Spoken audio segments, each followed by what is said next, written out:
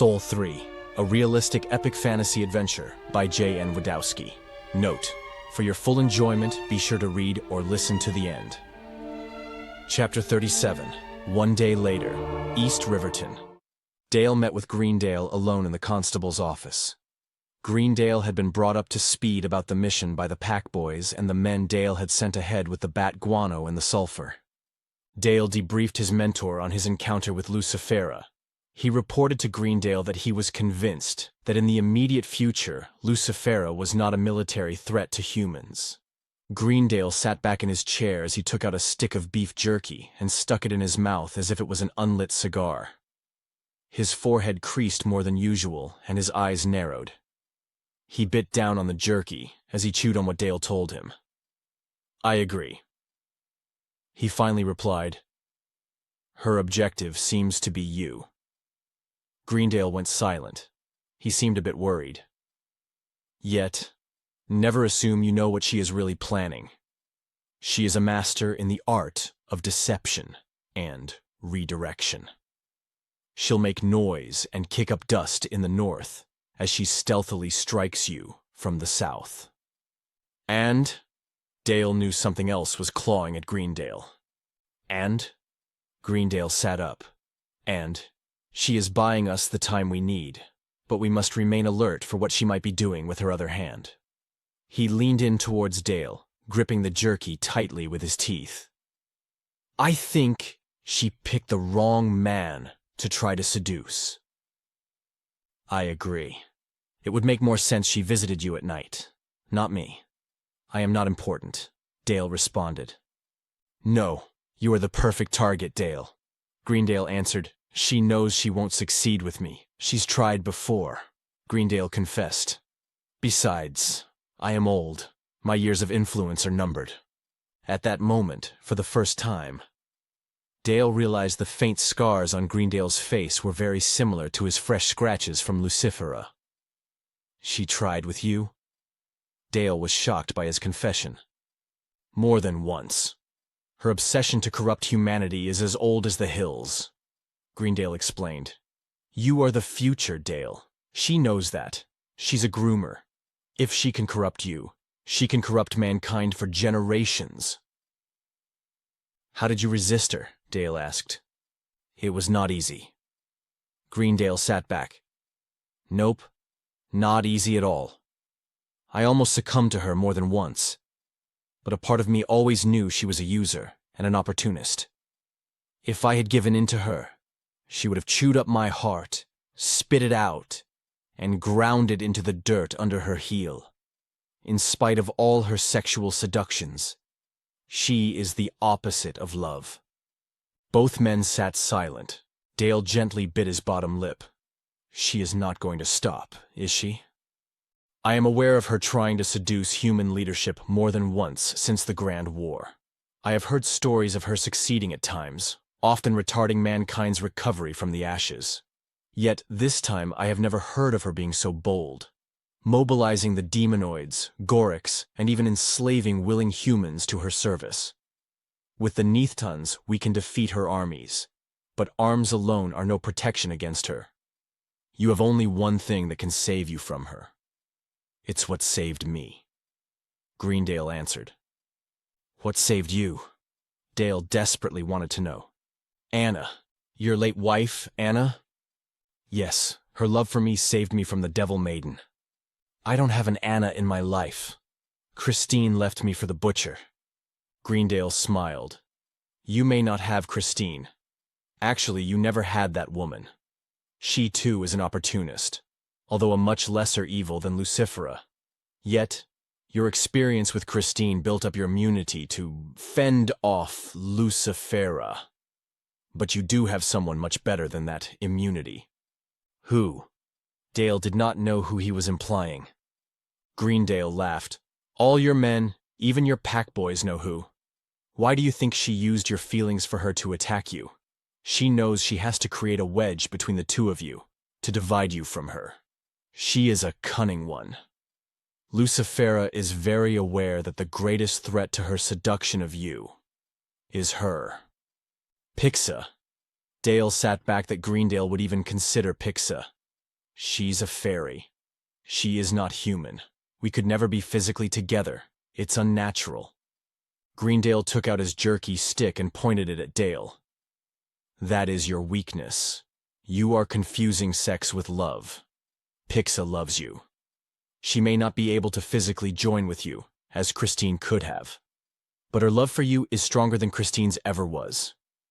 Pixa would not leave you when you're down, like Christine did. Pixa would be there for you when you really need her the most. Do you know why? Why? Because for one, she knows you would do the same for her.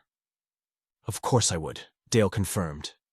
And second, she clearly loves you deeply, his mentor explained. That, my dear boy, is true love. Not lust, not passion. It is being there for each other, especially when times are hard. I feel the same about you, Greendale, Dale admitted. I know you too would be there in my greatest need. Greendale tilted his head slightly, giving a slight nod. Granted. And I know you would be there for me. But that is more the love between a father and a son. It is not the same as a woman's love. I am never going to be tender with you, as Pixa will. Her love for you, and your love for her, is a very different and deeper love. Greendale paused for a moment to let his words sink in for Dale. He then changed the conversation. Enough of this. Let's get back to business. The library needs to be secured. It cannot fall into the wrong hands. Should I return with a force to secure the shelter, or should we attempt to extract the books now? Dale asked. No, not yet. I think you were wise to keep its location secret for now and not bring any attention to it, Greendale responded. So what is our next move?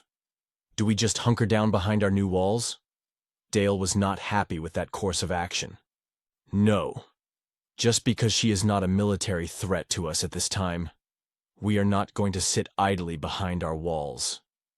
You are very much correct that the Neathtons are our greatest hope against her corrupting and enslaving humanity. We will come to Trigor's aid. Our chemists are already working on the gunpowder, and our blacksmiths are producing muskets at increasing rates as they learn and improve their gunsmithing skills. He smiled, and we have a secret weapon. A secret weapon? Dale asked. Something that was not mentioned in the books in the time capsule. Something we thought of all on our own. Actually, one of our bell makers for the town bell towers came up with the idea. Greendale placed his beef jerky stick back in his mouth, enjoying the smoked meat flavor. He did not eat it. He savored it. What? Dale asked. I need you to go back to the Anubis city. Greendale stood up from the table. Take a wagon of steel mail, helmets, shields, and weapons. Trade them with the Anubis for their bronze weapons and armor. Bronze? Dale also stood. Yes, we need their bronze, Greendale explained. But steel weapons and armor are far superior to bronze. Why would we want their bronze? Dale was confused. To forge more bells? As I said, it is for our secret weapon. Greendale placed a hand on Dale's shoulder. Take whoever you need to accompany you. Leave at first daylight. I expect you back in 4 to 5 days. Aye, Greendale. Dale acknowledged his orders. Next morning, mounted on his horse, Dale sat at the head of the small column of riders, ready to leave East Riverton. Zup, Josh, and Chopson all requested to join him. Pete and John volunteered to drive the 4-horse-teamed covered wagon. They all waited as men loaded the wagon with crates of steel mail shirts, helmets, and shin guards. In addition, barrels of steel long swords and steel-tipped arrows were rolled into the back of the wagon. Stacks of 100 or more steel and wood shields, along with bundles of steel-tipped spears, were also packed on the wagon. Tradesman and his men were staying behind in East Riverton. With Littlefields and the Ridgeline Inn Bridge crossing both being secure. Dale felt their company would not run into any problems on the road, so there was no need to enter the Anubis lands with a large force. Greendale looked up at Dale. Just make the trade and come straight back. Dale looked at the wagon. I think Kia would like some of this for her additional forces in Littlefields, especially the steel tip arrows. Does she still have bronze kits? Greendale asked. Overhearing Pete replied, She does. Tradesmen would only accept silver or gold. She had plenty of gold on her. Did she now? Greendale responded. When this is all over with, we really should open up trade talks with them. He looked back up at Dale. I'll send a second wagon to her. We can trade for her old bronze gear and weapons. You make haste for the Anubis city. Greendale then turned to the north gate guards and ordered them to unbar the gate. They did so, and swung the heavy wood doors open, revealing the dirt road traveling north alongside the Newingle River. Dale raised his right hand and signaled that the men to move out. Pixa this time did not take point instead. She hovered close to Dale as they moved out. Watch over him, Pixa, Greendale called out to her.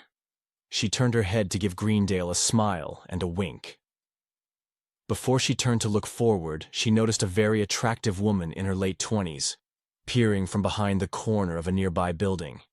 She noticed the young woman's attention was focused on Dale. Pixa realized that it must have been Christine. She was tempted to pull out her wand and give her an itchy sensation in a very private region of her body, but turned away when Dale spoke to her. Do you want to sit and hold on to the saddle horn? He asked her as they rode out onto the open road. She grinned at him. I can fly. It's a sunny day. She raised her face to feel the warmth of the late September morning sun. As the gate was closed behind them, Christine lowered her eyes as she returned to the butcher shop. Be sure to continue to Chapter 38. To support the author, please like, share, comment, and subscribe.